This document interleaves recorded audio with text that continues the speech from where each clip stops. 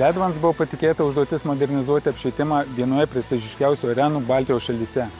Apšvietimas turi atitikti griežtus standartus, ypač aukšto lygio tarptautinėse krepšinio varžybose, žaidžiamuose Turkish Airlines Euroleague, pasaulio čempionatuose ir nacionalinėje krepšinio lygoje BetSafe LKL.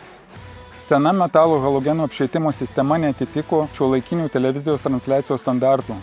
Tikslas buvo aiškus – seną apšvietimą pakeisti pažangėlę technologiją, užtikrinančią ryškų, tolygų apšvietimą be mirgėjimo, gerą spalvų atkūrimą ir lengvą priežiūrą. Viso 100 Ledvans šviestuvų buvo įrengta išilgai aikštės.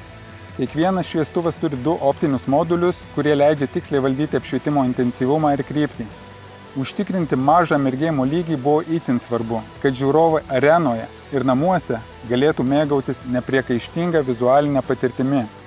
Šviestuvai yra aprūpinti DMX valdymo sistema, kuri suteikia galimybę valdyti kiekvieną šviestuvą atskirai, užtikrinant neprilygstamą apšvietimo scenų lankstumą varžybų ir kitų renginių metu.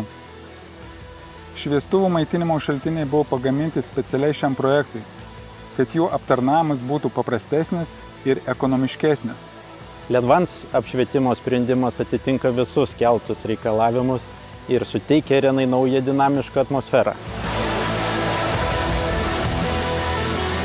Šis perėjimas prie LED technologijos žymiai pagerino arenos apšvietimą, užtikrinant mažą mirgėjimo lygį, palaikant aukštos kokybės televizijos transliacijas ir paruošiant infrastruktūrą ateities poreikiams.